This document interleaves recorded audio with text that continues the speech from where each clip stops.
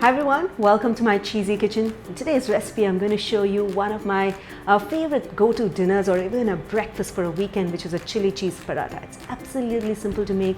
A few set of ingredients from Britannia cheese block that I'm going to use, which is going to add a nice delectable flavor from the cheddar cheese, and then some mint leaves, onions, and that's about it. So I'm going to combine all of them together along with some green chilies and then stuff it into to make a paratha. So without wasting any time, let me just dive right in and show you how to make this dish.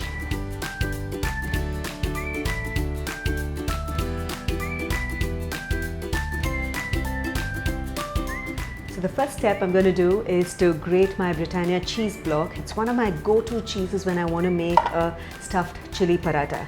And you will notice that it grates so beautifully, and notice the long shavings that come out.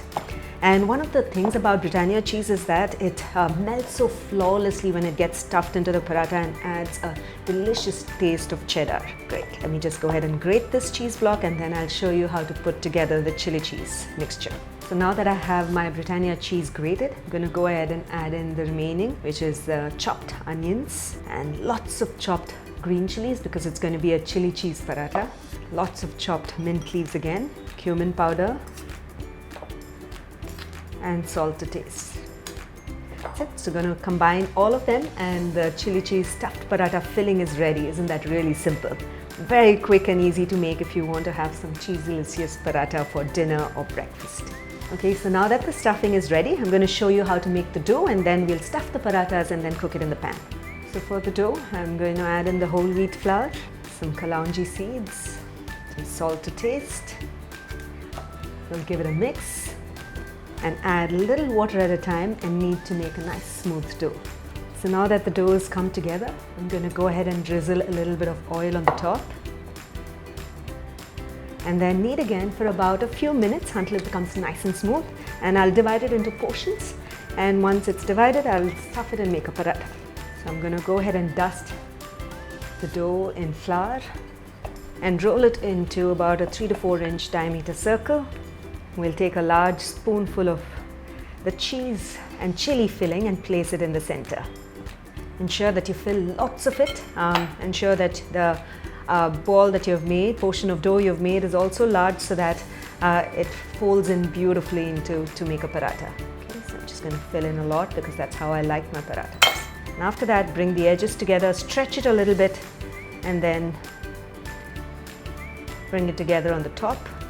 Pinch it on the top again, and if there's any excess dough, pull it out and press it down. Once again, dust it in a little bit of flour and then roll it.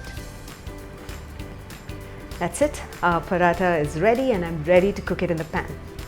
Just going to go ahead and roll out a few more, and then we'll show you how to cook it. So I'm going to first go ahead and grease my pan with a little bit of ghee, and then place my cheese paratha on the top. A preheated pan, so we'll wait for a few seconds before we can flip it over. Great. So now I'm going to go ahead and add a little more ghee on the top and cook the paratha on low to medium heat until it becomes golden brown and crisp on both the sides.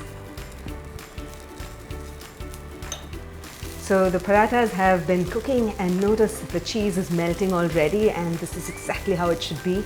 A gooey and nice cheesy paratha that you're going to have and serve it to your kids and family. They're going to absolutely enjoy it.